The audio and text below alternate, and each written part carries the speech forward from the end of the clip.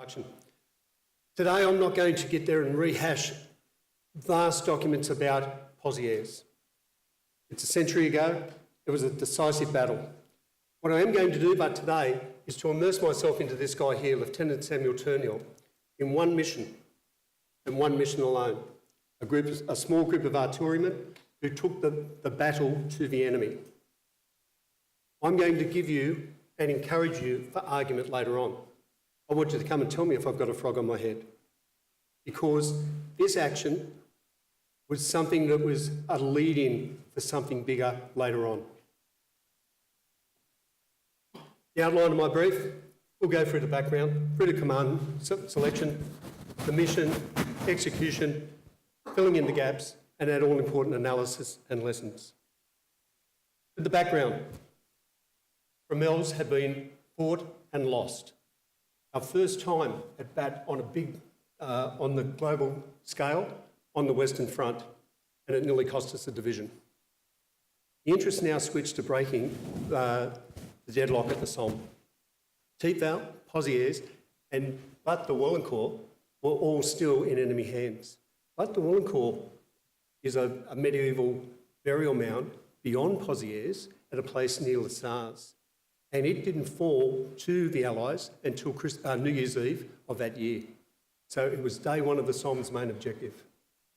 The Pozie attack had been cancelled twice, and that was a godsend, especially the second time, because Brundle White, the genius who led the evacuation of Gallipoli and planned it, had picked up a serious flaw in the fire plan. Had that flaw not been picked up and the fire plan was executed, it would have had devastating effects on the Australians, especially in the attacking troops. It also gave us a breathing spot, and it gave commanders the opportunity to take their junior leaders to one of the newly captured areas near Aviliers. And it was there for the first time that they were able to see the strength of the German defences. The Germans had had nearly 2 years on the Somme to prepare. They would demolish buildings, houses, use the materials to line their pillboxes and their strongholds. These strongholds were 4 stories deep at times, lined, had beds, had furnishings, the whole lot. But most importantly, they were made of reinforced concrete, one of the first times that had been used in warfare. The 1st Australian Division was brought up to try and break the deadlock.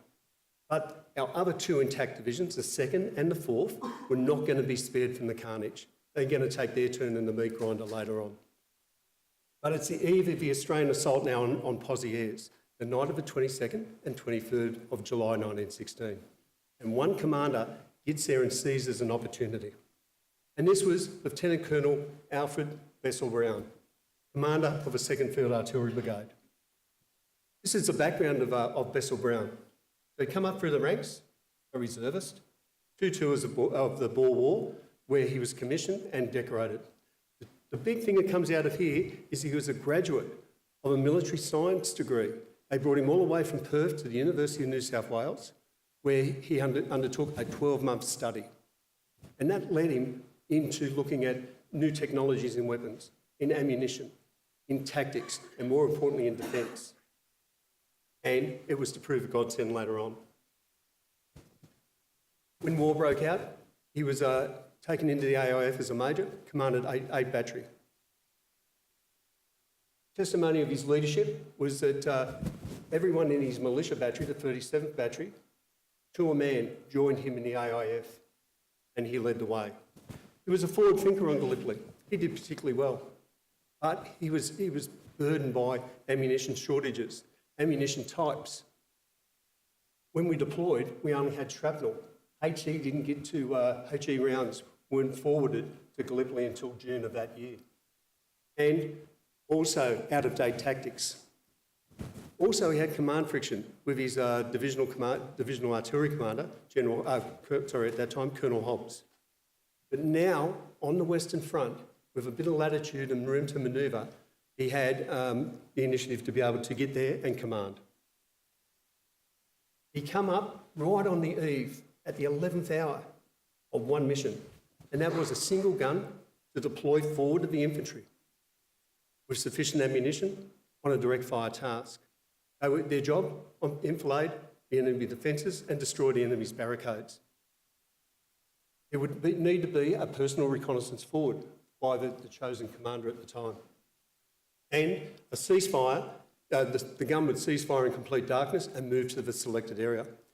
And as you see, it would go on. But the big one there, the watches being synchronised every hour on the hour from 1800 that night. And the withdrawal. As the slide depicts, pretty simple mission till you actually delve in and see exactly how it was going to be executed. It was allocated to 6 battery. And as you see, it goes through there. To the best of my reckoning, the mission didn't come down till about 19:30 that night. 0 hour was to be 0030 the next morning. And you can see what they were up against with the atmospheric conditions, the twilight, the moonrise, and the illumination. Chosen for the task by the battery commander was Samuel Thurnhill. And as you see, when it comes down, British born. No militia experience, but was one of the first to join on day one of the outbreak of World War I. He was a member of 8 Battery, so he'd served under Bessell Browne. And by the time he was wounded, by the time he returned after the evacuation, the AIF was expanding, especially the artillery. So Bessell Browne was chosen to be transferred across to 6 Battery and commissioned from gunner to second lieutenant. And later on, he was also promoted to lieutenant. But the thing was, in his records, he's not gone through any formal officer training. It has been trained on the job as the role of an artillery officer. The preparations. Now that the mission has come down, the battery commander has taken him aside and they would have been poring over all the available intelligence that they could. They would have been looking at fixation and orientation of the gun. Fixation wasn't really a big problem if the reconnaissance was done right, but orientation and maintaining the orientation of the gun in its line of fire was going to be critical. Any movement on the gun and would have had the danger of putting rounds into our assaulting troops. Detailed reconnaissance by Thurnhill, and that was going up. All of those factors that he would have a look at, that withdrawal, escape, and what the destruction plan for the gun and ammunition would be was vital. If the gun and an intact gun and the ammunition fell into German hands, then the tables would turn. And that reconnaissance was done under extremely heavy fire. This is what it would have looked like. You can see the June 1916 photo there of Pozie. The exact same photo at the end of July. Devastated in there. But the German defences were still intact. The Papon-Albert road that runs through there is a Roman road. Roman roads are dead straight. They don't deviate at all. If there's a hill in the way, the Romans would actually go through it. So it gave a really good firing position for the gun and a good line of fire straight down through the village. This is the main area that we'd have a look at. The Pozie village, and you can see that distinct road going down through there. The newly captured area is off to the left, as you see it. And 6 Battery and the 1st Field Artillery Brigade were actually deployed in Sausage Valley, which runs down along that southern side of the road. When he's done his reconnaissance and he had a look, there was 2 positions he would have. The blue cross is a lay-up position. So he would have made his way up there and sheltered in behind the infantry front line. At the given time, he would come forward. It's estimated that he was 400 yards from the Pozie village, but that's in contention because a lot of the modern day historians have gone 400 yards off the current village, not the smaller village on the day. And he would have been closer to the enemy. Some historians put him even further, that he was in, and we have writings, that he was only within metres of the German trenches. You can see there the Red K trench that comes up. It is, that was heavily fortified, and that was one of the main areas that he was looking at in there. And you also see the Gibraltar pillbox, which is also something he had to contend with. Modern day photos versus historical photos. Teepval. The reason we were attacking Pozie was to hit Teepval, the key terrain, from the rear. That was Thurnhill's left flank, in German hands. So he had to take that into contention when he was looking at the reconnaissance and how he was actually going to defend his own gun. Gibraltar pillbox down the bottom, 4 stories. It was still intact, it was still functioning when Thurnhill would have deployed. It didn't fall to the Australian 2nd Infantry Battalion till the next day. The one up in the top left, just off screen, would have been the position of Thurnhill's gun. And that's the road leading into Gibraltar. And you can see the bottom arrow in the bottom right, and that's where the orientation of Gibraltar to the gun position. This is looking straight up the road, and the pink dot that's there, the pink X, is about the right position where Thurnhill was deployed. The yellow arrow denotes Gibraltar, and the brown arrow is the current 1st Division Memorial. But when you look at the tree line that you see along that photo, they're the trees that you see in those bottom photos there. That photo on the bottom right is probably the best representation of exactly where the gun was in the terrain on the day. Pozie's village, as it was prior to the war, and the top right is Pozie's village, the main street after this action, and then looking down. And again, that all-important photo in the bottom right of showing where the gun position would have been. Preparation of the horses and gun teams, extra grease, and you go through that. Everything to keep this as silent as they can. They even cut truck tyres. But mind you, they only had about 3 hours to get this ready. Reconnaissance was underway, and the detachment commander and his detachment was doing this. Down the bottom, and this is something that I considered, to try and keep the horses as quiet as they could, and more importantly, as controlled as they could, because there's still an artillery barrage going on. Would he have used the gas mask on the horses to be able to keep the whinnying down to a dull roar? And also, there's other ones that they can have the hooded part over the horse's eyes, that they can keep them under control and try and keep them as calm as they could. Otherwise, they'd be jumping and running. Also, as we said about the gun, a destruction plan. He would have always had to consider what would happen. Do we let the gun fall into enemy hands, or do we below the gun in place? And again, all of this being done in hours. He was also tackled by a problem. He was allocated 115 rounds of ammunition for this mission. But the problem is, how would he get it to the firing position? There was 2 limbers. The one there, the 24-round one, which is a limber, and a wagon ammunition over there, which carries 38. He would need 3 of those wagons to be able to carry the sufficient ammunition, 115 rounds forward. What he may have considered as a plan was to use a GS wagon and take all the ammunition in one lift. It is something that is there, but Bean has recorded that a wagon was used to provide cover to the detachment. He would have also gone in with sandbags to try and provide extra cover, especially in the wagon itself. Also the staves and the staves and the CES and water. He has to be able to push the barrel through because of the amount of residue that would be in there firing those 115 rounds. Local defence. He would still have to contend with Gibraltar pillbox. So would he go in with Lewis guns and then use those to suppress fire on the pillbox itself? All the questions that would have been running through his mind. The route that was probably the best, and I've walked this about 20 times, is from Sausage Valley, which is located down in the bottom,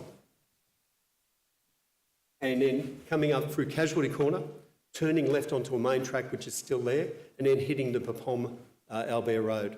You would have had to linger before hitting the road to then go through and check the muffling of all the equipment.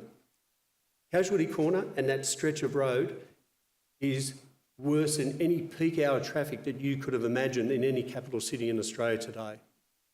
Ammunition going forward, water going forward, casualties coming out, cowering men from shell shock, all lingering around that intersection. The best way that he would have been able to get them through is to have one person leading each horse in the team and then taking them through, keeping them as calm as possible and making their way using the best available time and method to reach the firing point. 0 hour, 000 hours on the night of the 22nd going into the 23rd. Steady stream of artillery is now falling. There is 5 divisions of guns firing in and around Pozie and a liberal amount of French artillery as well. The 1st Field Artillery Brigade, And the second and the first, the first divisional artillery was firing 5 rounds 18-pounder per gun per minute in the lead up. The 4.5-inch howitzers were concentrating on strong points. Thurnhill and his detachments would have had to move the gun and wagon forward. At 0028 hours, the fires then increased and it came up as free fire. As many rounds as could be put down range in the minimum amount of time, go on. That was the key for Thurnhill and a detachment to then deploy. I keep using the word detachment. He couldn't have done this with the normal detachment of a gun. He would have needed supplementation. That would not, I don't think, would have come from the brigade itself, but more likely the divisional ammunition column, who has already completed its task of getting sufficient ammunition to the rest of the guns. They would have been in there to assist. At 0330 hours, the guns lift and they drop their fire, they move their fire further inland to that shaded area around the orchard. And this is where they then continue the fire. But that was the key for Thurnhill to then commence. He would have had to have gone into some sort of huddle to try and provide as much protection to the gun as possible. If he had his Lewis guns, they'd be spread probably in a 10 o'clock position to get best vantage point onto Gibraltar. He would have had to go through. If anyone was hit, they would be immediately dragged to the side and then left and treated later on. But he had to keep the ammunition going forward, probably in a chain. As one person got tired, he was replaced by someone else and they kept loading, firing, loading, firing.